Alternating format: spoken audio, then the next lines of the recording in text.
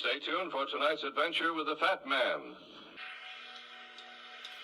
Okay, here we go. Good morning, good afternoon, good evening, whatever time of day it is. I hope it's good to be where you are, because I'm really excited to be here today. My name is Baltimore Fats, and this is the Professor and Mr. Bache. Yeah, okay. All right, so at least for the moment, chasing Star Forts is just going to be a distraction from the task at hand, which is actually finishing a series for once. Right, and with Alexander Bache here, I think I can finally do that, right? And so I'm just having too much fun with this material to put it down right now. And so I've decided you're just going to have to come with me on this one. And so I'm picking up a little bit later in the commemoration speech, and Bache is in his late 20s and he's taking a break from the Philosophical Society and the Franklin Institute for a while to catch his breath and maybe polish his laurels. Okay, so here we go. Thus earnestly, variedly, and successfully prosecuting his physical investigations, surrounded by a genial circle of friends whose companionship he always loved to recall, enjoying the affection of his pupils in the university, filling an important position in the management of the Philosophical Society and of the Franklin Institute, winning for himself an honored name on both sides of the Atlantic, dwelling with his kindred, their stay and staff, his busy life went on, till suddenly a new path of usefulness opened before him and led to an interruption of the whole tenor of his thoughts and ways. All right, so he's a very young man still in his 20s, and he's finished his physical investigations. He's done with the magnetism and all of that for now, right? And he's sitting around and everybody's glad handing him, and he enjoyed all of this attention, as he fondly recalls in his later years. But then, his life is going on, but something interrupts it and changes the whole tenor of his thoughts and ways. Right? And what is this great interruption? Why, it's this one, Stephen Girard. Right? It says here that Stephen Girard had died in 1832, leaving an immense sum of money for the endowment of a college for who? For orphans, of course, for the orphans. All of these orphans in 1832. Right? In 1833, Professor Bache had been elected one of the trustees of the college. And on his 30th birthday, July 19th, 1836, he was, by the unanimous vote of the other trustees, appointed president of the institution. On accepting this new position, so full of promise, he received instructions to visit Europe in order to examine similar establishments there, and thus to procure the means of opening the college under the most favorable circumstances. And so I read that, I was like, all right, well, so who was this Stephen Girard guy that he had the influence and the sway and the money to pull Alexander Dallas Bache away from this nice idle life that he was leading and change like his whole mission, right? So here is Stephen Girard. This is a drawing of him from 1832, right? The year that Benji Gould tells us he dies. But wait a second. It says here that he died on December 26, 1831. He was a naturalized American philanthropist, banker, and slave owner, right? Of course, of French origin, right? He personally saved the U.S. government from financial collapse during the War of 1812 and became one of the wealthiest people in America, estimated to have been the fourth richest American of all time. And here he is, and he's got this whole like Ebenezer Scrooge kind of thing going on, like a Scott Ian meets Riff Raff kind of thing happening here. I don't know. He's kind of frightening looking a little bit. And so it says here, childless, he devoted much of his fortune to philanthropy, particularly the education and welfare of orphans. All right, and so now, again, things kind of lining up with this, this sort of wellspring of a population of small children that needed housing and education. Where did they all come from? Right? His legacy is still felt in his adopted home of Philadelphia. And here he is as a younger man. Right? When I first noticed this, I was like, God, how is that even remotely the same guy? Look at this guy, and then look at that guy, right? And let's blow him up. All right, so better one or better two, Is this the same guy? And so I'm going to continue to read here. Right, and again, he just has one of these most incredible stories, right? Born in Bordeaux, France on the 21st of May, 1750, he was the son of a common sailor. It says that he lost the sight of his right eye at the age of 8 and had little education. All right, so that means he was dumb and blind. Right? I mean, not as bad off as me. I mean, at least he had half a field of vision, right? So he says that he traveled to New York as a cabin boy in 1760. All right, so he was 10, and he stayed there working in the coastal trader system along the East Coast and as far south as the Caribbean. That's a 10-year-old boy. Think about that. What 10-year-old children are like today, yet these people in history, he just, he was an orphan himself apparently, and he just, he was he was a dumb and blind orphan, and he just hitched a ride to New York on a ship, right? I mean, so he was licensed as a captain in 1773, which would make him 23 years old, and he visited California in 1774. It's kind of, I don't really know what was happening in California around that time. I have to look into that, right? It says, and thence with the assistance of a New York merchant, began to trade to and from New Orleans and Port-au-Prince.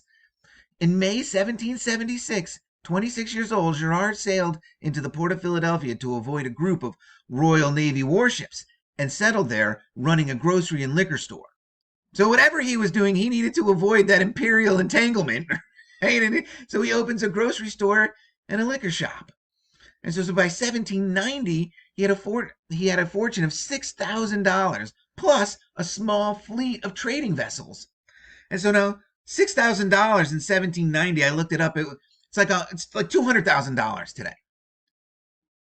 All right, so you think maybe that's not so much money by today's standards, and the numbers that get thrown around and everything, but you have to think there was so much less then, and $200,000 will go a long, long way, all right, just as $6,000 did, right? He obviously had a fleet of trading vessels, didn't he?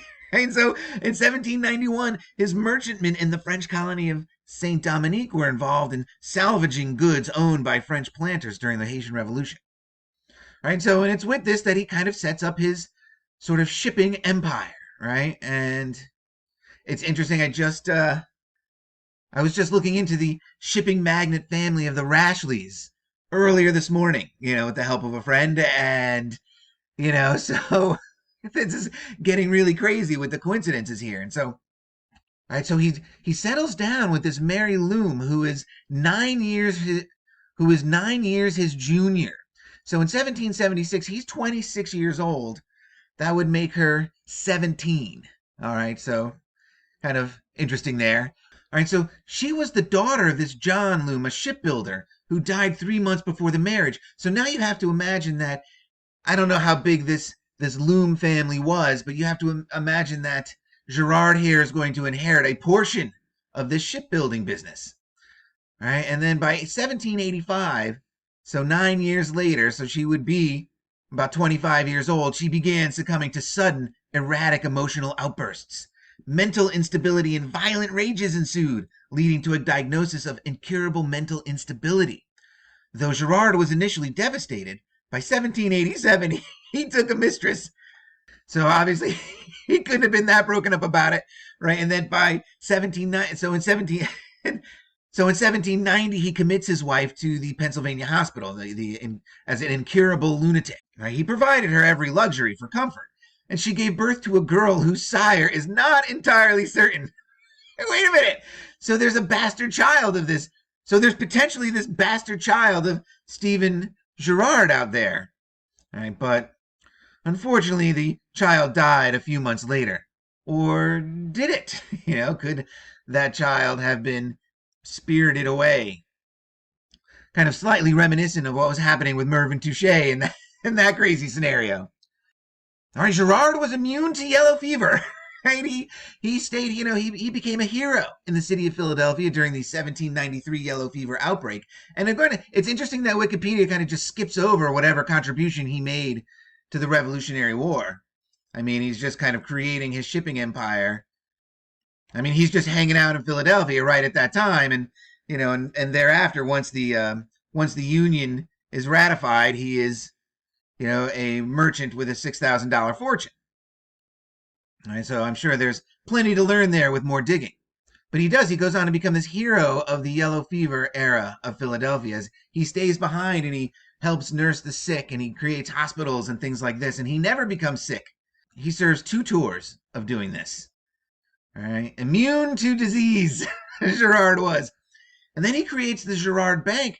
And so now here we go with how he gets his money, right? He starts this Girard Bank. And what happens is the first Bank of the United States charter expires in 1811.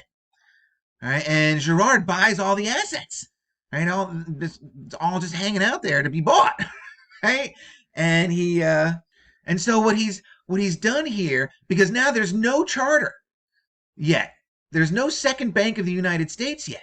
That doesn't come until after the War of 1812, I believe. Right, and so it says that Girard's bank was the principal source of government credit during the War of 1812, outstanding to $1 million. Now, $1 million and so $1 million, that's $30 million in today's money. And again, it seems kind of skewed because they throw trillions of dollars at these problems now. That's how bad the inflation is, but $30 million was an incredible sum of money in 1812, right? And so this is what happens. Essentially, he bets on the U.S. government, right? When the financial credit of the U.S. government was at its lowest, Girard placed nearly all of his resources at the disposal of the government and underwrote up to 95% of the war loan issue, which enabled the United States to carry on the war. And it was after the war, as I said, he became a large stockholder and one of the directors of the Second Bank. And I know somewhere back in the original Falcon's Maze series, or close to that somewhere, I talked about the banks that were formed and stuff, but my memory's not fresh on that now. But this is how he gets his money. And so on December 22nd, 1830, Stephen Girard was seriously injured while crossing the street near 2nd and Market Streets in Philadelphia. He was knocked down by a horse and wagon, and one of its wheels ran over the left side of his face, lacerating his cheek and ear, as well as damaging his good left eye. Despite his age at 81, he got up unassisted and returned to his nearby home, where a doctor dressed his wound. Yet nobody stopped and helped up this old man. He had to get up himself. Right? He just got ran over by a chariot wheel. Right? And it lacerated his cheek and ear on the left side of his face. And so now, this is 1832. This is the left side of his face. I mean, they must have had a pretty good plastic surgeon or something back in the day, or this artist took a lot of artistic license in his portrait here, choosing to downplay the hideous facial scarring of Stephen Girard in his advanced age. Probably softened the wrinkles a little bit too, but so it's as financier of the United States government during the War of 1812, that he makes his fortune, right? And when he dies childless, as said, and he leaves a shit ton of money to start this school. And this school wisely chooses to hire Alexander Dallas Bache, right? And when they do, by unanimous vote, right? And when they do, right, whoever these trustees were of the fortune of the fourth richest man in the history of America, right? And there is somewhere, if you look him up, they do put him in there with like the Carnegies and the Rockefellers and those barons. He's among that group. All right, but so Bache, on accepting this new position, so full of promise, right? He received instructions to visit Europe. So they told him what to do. Go yonder, right? And examine the similar establishments there. What are they doing over there in Europe? We need to know. We need to copy what's going on over there. Is it that, or is it, go get your training, And I mean, I think it could be just that simple. During 2 years happily and profitably passed, this is weird language here. That's like the fourth time I'm trying to get through this sentence. During 2 years happily and profitably passed in visiting the principal countries of Europe, he formed many close friendships among the leading investigators of physical science. So he didn't really leave his physical science behind now, did he? And what was he picking up over there? And we're going to talk more about that as this goes on too. But I love that they say that his time was profitably passed. Profitably, and could mean so many things. Profitably in his study of the science, but also financially. How could he be financially profiting from this mission? All right, there's the word. while actively prosecuting the especial objects of his mission. The especial. Is that the way they really said that in English in the mid 1800s? So they talk about how he definitely links up with these magnetic experiments and what's going on in Europe, but I want to save that for that episode. So I'm going to push this thing along here, and it says that these objects, once accomplished, he returned in October 1838 in the hope and expectation of ensuring an early opening of the college. During the winter of 1838 to 39, he prepared his Report on Education in Europe, a large octavo book of 600 a large octavo book of 666 pages. I mean, you can't make that up. That's ridiculous, right? I think it's interesting that it's a octavo book. I mean, so I guess that's 8 volumes into 666 pages. I don't know. I might be making that up. All right. One of the contents of this elaborate volume, I will not enter into any detailed analysis before the association. By the universal consent of those best competent to judge, it enjoys the reputation of a masterpiece.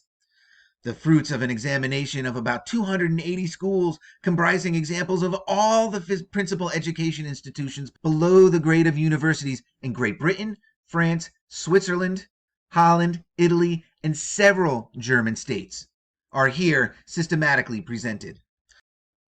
Though the work claims only to be an abstract of the more prominent parts of the mass of documentary matter brought home by Mr. Bache, and arranged under his direction, so that, to use his own words, it might always throw the light of experiment upon doubtful points in the working of our system of organization.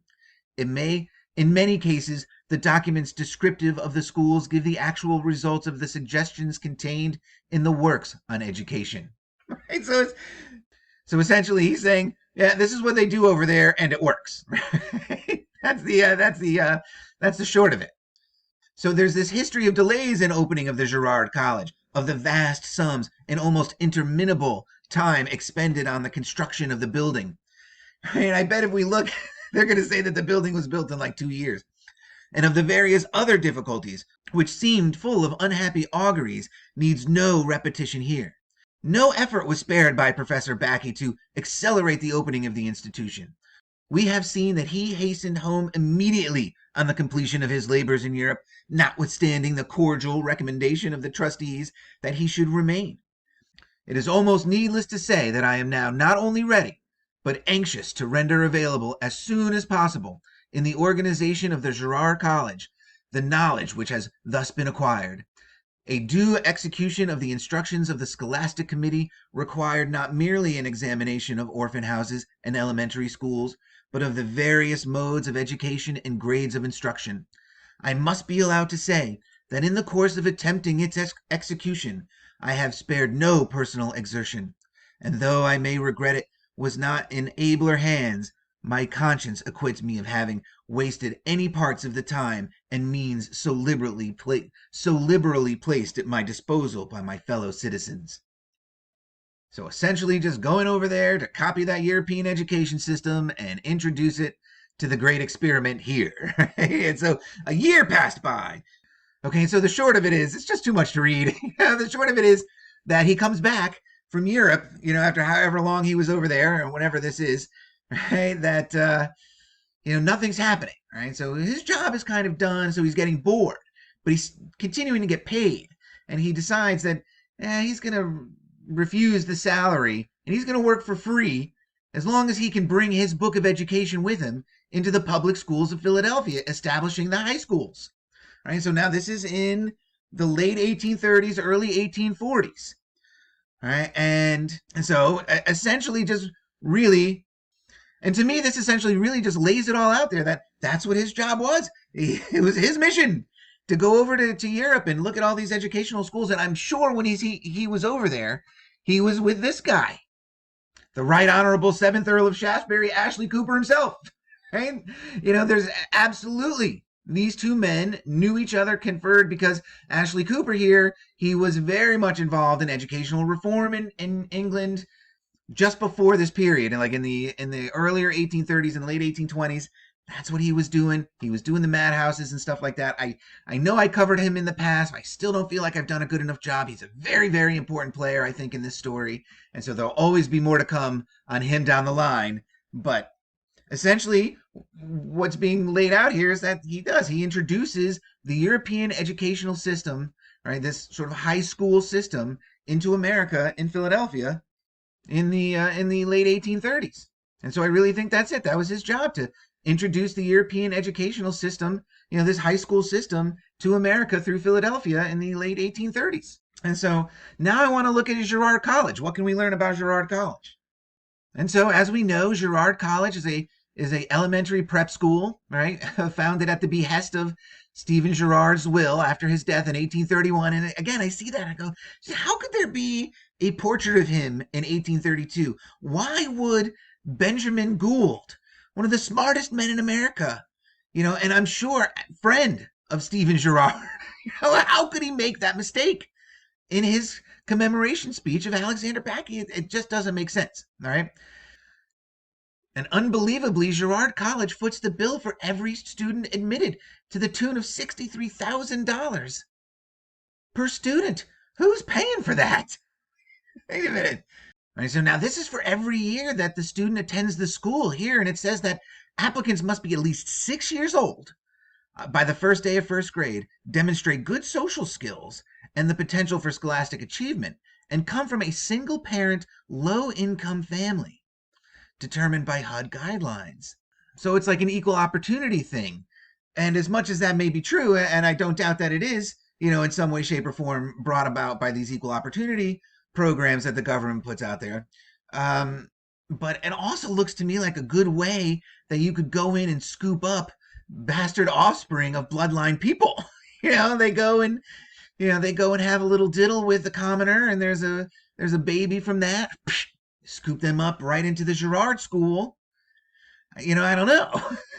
That's kind of what my brain is making me think here for this. But the thing about this Wikipedia page, right, they talk all about Stephen Girard's legacy. It's interesting here that it says that he leaves home at the age of 14, but I could swear that it said in 1760 he came to New York in that previous article, right? So again, more hinkiness with the dates in these people, right? I'll have to go back and check that, right? But it says that, so he arrives in Delaware Bay, I'm sure nowhere near Wilmington, right? And heads on up to Philadelphia. And so again, it just, recounts that whole history that we went over, right? And it was, the students must be poor white male orphans. That was Girard's stipulation. I'm sure that's changed. I'm sure it's more equal opportunity because the HUD guidelines and everything. So somewhere maybe poor Girard is rolling over in his grave. The Girard estate remains open in perpetuity. Its endowment and final resources are held in trust by the courts of the Commonwealth. All right, so now let's take a look at this financially here. How many students do they let in a year? So they have just over 300 students, and it's $63,000 a year. Okay, so that's $19 million a year, 63,000 at 300 students, right? 19 million a year. How many years has this been open? 173 years. So let's just say, well, we'll average it out. We'll just run with that, right? So what would that cost? So now if the cost of the education were scale, and it cost $63,000 in whatever era's money, all right, that total would be almost $3.3 billion. $3.2967 billion. That's a lot of money. Way more money than they say that this Girard had at one point. But that's held by the Commonwealth of Pennsylvania. They pay for this. I guess that's part of the payback for bailing out the government in the War of 1812. All right, so they go through his whole legacy, right? And then they go through his school, right? The history of the school, which was founded in 1833. And this must be that building that was taking forever to get built, right? The main part of the campus for Girard College, right? The Girard College complex. Hey, look at that thing. So when I was editing this down, I realized that I didn't talk about the building at all like I wanted to. And so, because it was the construction of this building that delayed Alexander Bache and, kind of forced him out of his position here and to go open the city public schools instead. All right, so this is Founders Hall, right? And it's considered one of the finest examples of American Greek revival architecture, for which it is designated a National Historic Landmark. Of course it is, right? We know what they're doing with those landmarks. It was specified in Girard's will, the dimensions and plan of the building. So he had the architectural design already, which is kind of crazy considering what's to follow here. Right, it says Girard's will demanded an architectural competition for the school's design. Yet it said in his will the dimensions and plan of the building were there. All right, and this competition was endowed with a $2 million contribution. And so I'm guessing this means that the winner, took this $2 million contract to build that building, the Founders Hall, and that the winning architect was this Thomas Ustick Walter. And now, off the top of my head, I don't know this, and I'm not going to go back and look now, but Mystery Mudflood North, I think that's his channel's name. If he just put out a video recently about a series of Thomases and what was going on up in Canada his way. And so this may be one of those Thomases. I'm not sure. But if it wasn't one of his Thomases, it's definitely a Thomas to add to his list anyway. And so if you're not familiar with Mystery Mudflood North, again, not sure if I'm 100% on that channel, you should check him out, right? Because after this Thomas Walter here is done with this commission, he designs the dome of the United States Capitol building in Washington, D.C. And so now you're tempted to think, just off of reading this, that he may be some amateur architect, but he's not, right? He is like Benjamin Latrobe's right-hand man, so to speak, right? And involved in the design and construction of all of these major buildings in the early days of the United States. All right, and it says it was opened in 1848. So again, you could see why the delay would cause Bache to move on. But one thing I wanted to share, which is really funny to me, is that I was struggling. I'm trying to figure out what I'm going to call this episode. And I think I was going to use the word professor in some variation or other because Gould calls Bache professor in this portion of the commemoration speech that I read today. And so, but when I was checking on this to add it on here, I scrolled through and I had notable alumni, and I couldn't believe this. I'm reading through, and it says that Russell Johnson, actor who was the professor on Gilligan's Island, went there. I think that's incredible. So he came from an underprivileged home and won a scholarship. So he actually was like a professor, right? And so hopefully I can find a way to work that in the title of this one. Maybe he'll be the title image as well. I don't know. So anyway, all right, moving on with the show. All right, and it says that the school was opened in 1833, 3 years before the establishment of the second oldest public high school in America, this Central High School of Philadelphia, which we now know that Alexander Bache founded, right? But they don't mention him here at all, right? And which soon became the capstone and flagship of the Philadelphia city public school systems, and followed the first such secondary school in New England's Massachusetts of the English High School of Boston in 1821, and 6 years before the third oldest such institution further south in Baltimore, then named the high school. Interesting that they're called, I'm not going to get into this, but now that's interesting to me, right? It's interesting that these high schools are today called magnet schools, and Alexander Bache was so closely associated with all that magnetism research. That's something to look into. Right? A fun little aside there, maybe. But anyway, so really the whole point of this whole thing was just to demonstrate that nowhere in here do they talk about Alexander Bache and him being the president of the school, going to Europe to research all the education techniques over in Europe and bring them back to help found this college. Nowhere in here is that mentioned. And to me, seeing the importance of it and the way that it developed, I don't know, it just seems like too much of a coincidence for his name not to be here. Seeing how the record of the narrative, places such importance on him. All right, so I'm going to close out this chapter on Alexander Dallas Bache, and I hope you guys are having as much fun with this as I am. And so remember, guys, just because you don't know the truth doesn't mean you can't have fun with the lies, right? And so until the next one, cheers, guys. All right, so we have a little bit of a surprise cherry for this one. So I'm actually getting ready to post the video, and I'm setting up my click here. And if you don't know what click here is, it's in my description box. I'll write click here, and then I'll post a video or link a video that may or may not, but I generally try to keep it with having something to do with the content of the actual video itself. And it's going to be the professor's most impressive inventions. It's like 10 of them or something like that in a minute and a half. It's nice and short and it's funny. And as I'm watching it, I was thinking about, geez, that it really tickles me that the actor Russell Johnson, who plays the professor on Gilligan's Island, went to the Girard School, whose first president was Alexander Bache, who also wrote the curriculum, that earliest curriculum as well, before he retired and moved on to the public school of Philadelphia. And so again, I'm really amused by this, and I go to make my title card, which is going to be this. I wasn't really thinking about it when I had to do that add-on about Founders Hall and the building at Girard School. And then because I just scrolling through, I found this connection with the notable alumni and saw Russell Johnson here. I really wasn't thinking that far out, but when I decided to call it the Professor and Mr. Bache, I put their pictures together, and as I made it kind of big, I was like, wait a minute. These men actually look like each other. They seem to have the same sort of, nice long bridge of a nose here, and the same sort of downturn on a mouth, right? And even these ears look a little bit similar to me. And the point here coming down, like where a sideburn would be, and even the brow a little bit, though clearly not the hairline, right? But, really kind of astounding to me now that the actor who plays the character of the professor, who's this genius inventor, right?